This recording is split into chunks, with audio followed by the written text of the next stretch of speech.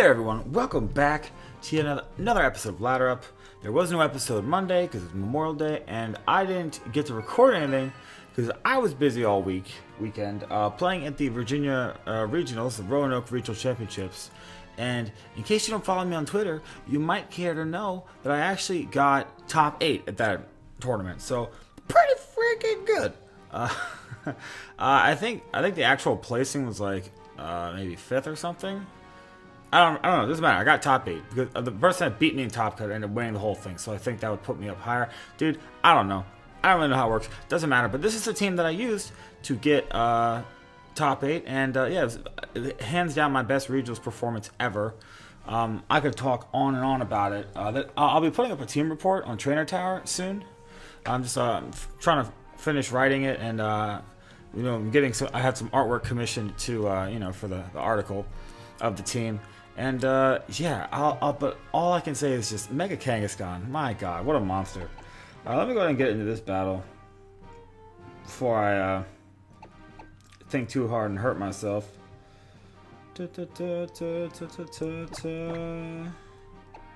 Heatran's good here.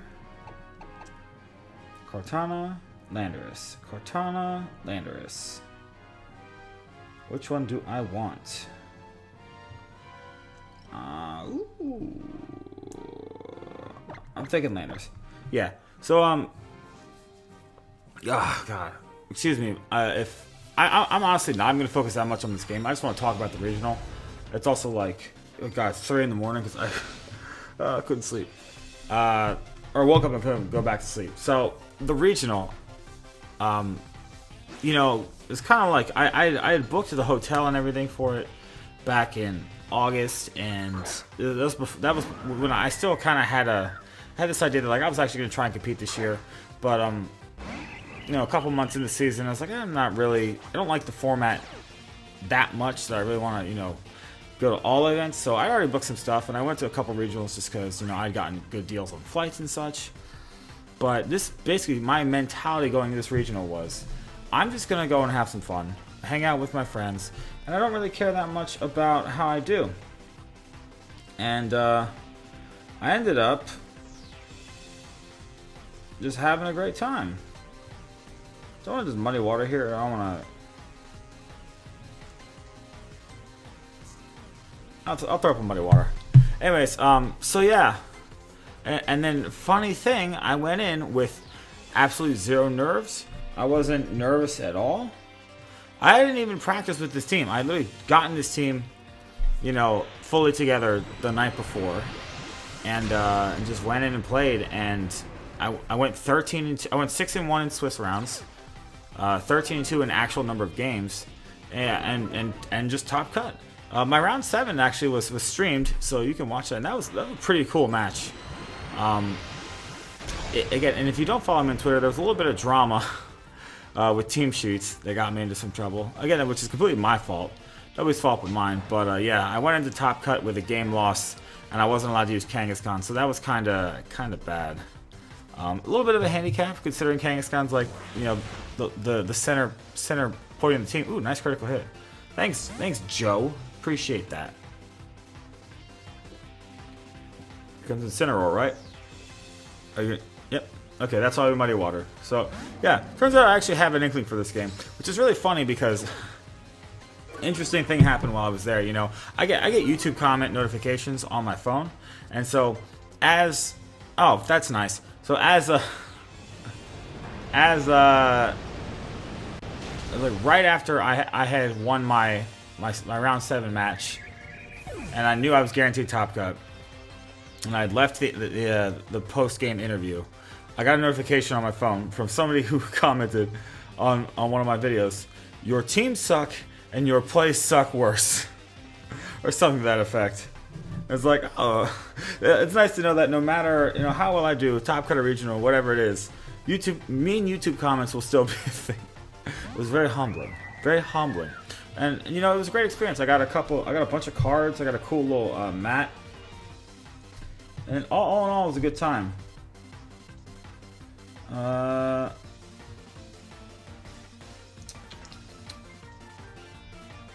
Kinda want Yeah, I kind of want to save Kangaskhan just for a...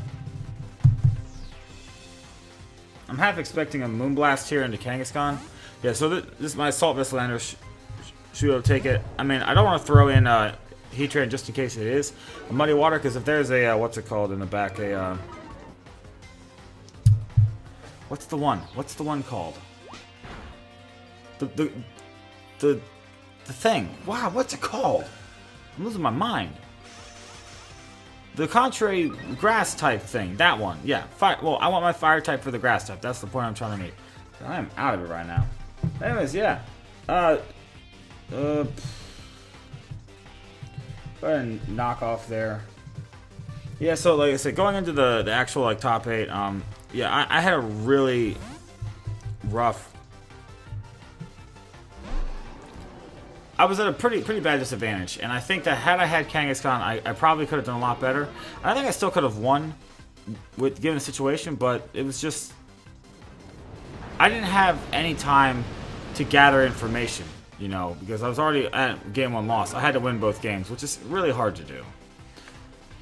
Especially when you're playing, I mean my opponent Dylan ended up winning the whole thing. I mean, he was a really good player, so, you know, he pressed his advantage. Okay, so we're both missing Muddy Water. See, that's cool. Muddy Water is a fun move. Gotta love it. Oh, yeah. Manectric here.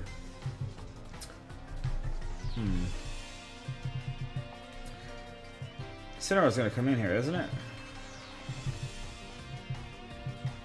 I could Earthquake. I don't really want to. I didn't see. Do we knock off a berry on the Fini? That was the whole point of that.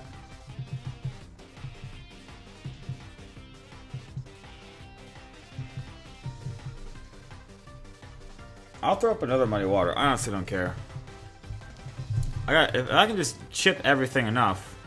A Volt Switch into... Okay, we didn't take that. I was hoping we'd take that.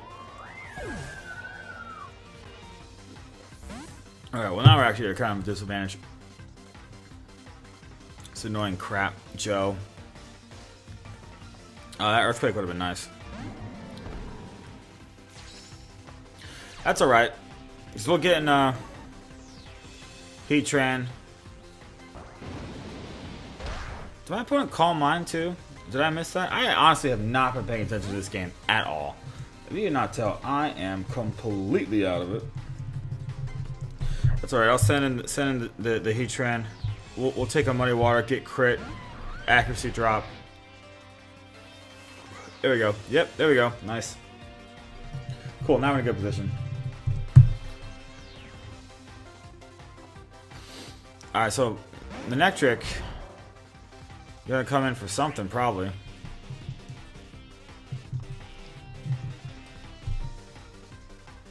Manectric's gonna come in for something. Incineroar's probably Berry, so Tapu Fini probably protects, or Manectric switches in. I don't care. I'm just gonna hit things for big damage while I can. That critical hit on the Volt Switch is kind of annoying because it doesn't give me many opportunities to double edge. And I gotta say, overall, double edge was the right call. I know like most of the Kangaskhan right now are running return, and that's cool if you wanna, you know, be smart and stuff. But I'm a stupid boy, and I just want to do big damage. And double edge is the way to go. Is that Berry? Look at all that. Okay, so I guess my opponent calling that and just not protecting Fini, even though Fake Out's pretty obvious there. Whew, I'm getting real lucky with that. I'm getting really lucky with that. Super lucky. And yeah, accuracy drop. Well, I mean, I'm still not in a good position because, you know, the Manectric's gonna come in. But we already saw that, you know, my Heatran has a decent amount of speed, and it was outspeeding Tapu Finis all weekend. Like, so many Tapu Finis got outsped by my Heatran.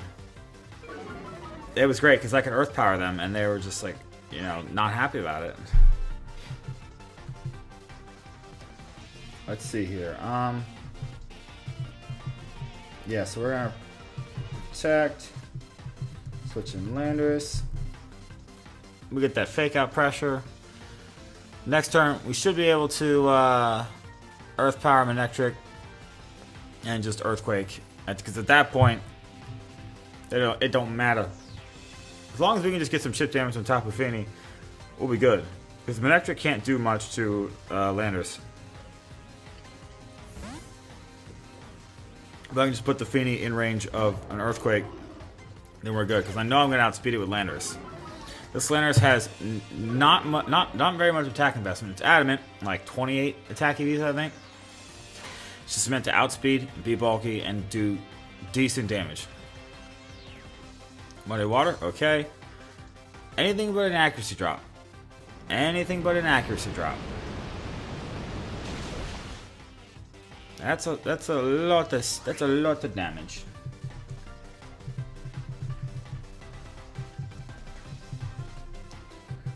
All right. Yeah, I'm gonna Earthquake my own Heatran. I don't care. I don't care. There was a couple games actually where I Earthquaked into my own Heatran, like knowing that it would go down. Just because I knew it's like, oh, you're gonna attack it as something here. That's not gonna take Landers out. That should not take Landers out. Yeah.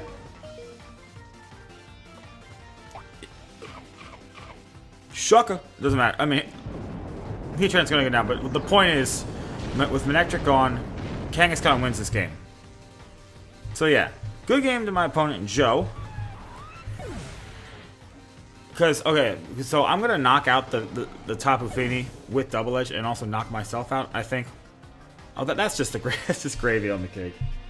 Oh, that's annoying. But, I mean, it didn't really matter. I was going to say, so even if you knock out my Landers, and I'm going to have to Double Edge you, I'll probably... Actually, I might not knock myself out the recoil, but even if I did knock myself out the recoil... You know, actually, there's no reason not to fake out, I guess. Even if I did knock myself out to recoil, it wouldn't matter because I would be getting knocked out second, so I'd still win. My opponent thinking I'm Scarf Landers or something when you just saw I'm not, or I'm Bandit or something. Like, no, I'm not. You silly Billy. And I gotta say, bulky. Super bulky Assault Vest Landers was so good. If you watch my round 7 that was streamed, my Swiss round 7 was streamed. Watch that and tell me that this isn't the bulkiest Landers you've ever seen. It was so good. Yeah, so yeah, we would have survived the recoil anyways, but still, good game to Joe. And you see, like, even though like I was like half paying attention. Made a couple of bad plays. I mean, we got lucky with a couple of muddy water misses or whatever. But, like, still won. Like, the Kangaskhan is just so good. It's just so good. And nobody was ready for it. And I gotta say, my round schedule, it was... I won the first 2 rounds, was 2-0. Lost round 3 in very, very close sets with some unfortunate... like muddy water misses and accuracy drops and such against Rajan. Still a great set, Rajan Ball. And then, yeah, and then won out, you know, the next 4 rounds. I played, I think, 5 of my 7 rounds, I think, were rain teams for whatever reason, which honestly is not like, it's not an easy matchup, but I don't know, Kangaskhan Kartana just dunked on everything. There were so many times where, like, I mean, they would bring their rain, apply it to a Ludicolo, and I'd get a Tailwind, and then I would just steamroll through their team. It was incredible. Yeah, and the Kangaskhan's so bulky, and no one's ready for it. And everyone, I mean, there were some people that I guess were aware of Kangaskhan, and they were like, you know, quote unquote, ready for it. But their EV spreads were all for, you know, jolly return Kangaskhan. Well, this is adamant Double Edge Kangaskhan. So your EV spreads mean nothing to me. They mean absolutely nothing. It just does so much damage. It's crazy. Like it was like OHKOing everything. It was insane. It was the best, and I was so happy about it. Hopefully we can get another trainer here to actually, you know, finish out the game. But overall, it was, you know, not the tournament aside, the actual just weekend that I had, just everything was great. It was such a fun weekend. Roanoke is such a fun city for a regional. You know, it's not like something crazy in a different country like Toronto or, you know, I guess there's some quote-unquote cooler regionals. But for something that's like driving distance for a lot of players on the East Coast, you know, it was a nice little place to be. I had let me talk about, I guess, the rest of the time I was there.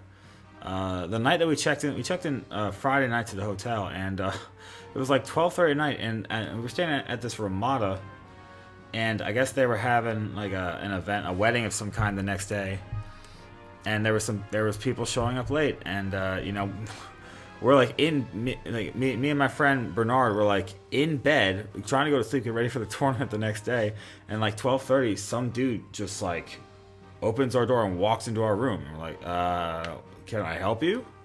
And it ended up being some guy who, I guess the hotel, he was there for the wedding, and the hotel had, you know, signed him into our room and given him a key, and he just walked in, and it was very, very, very strange.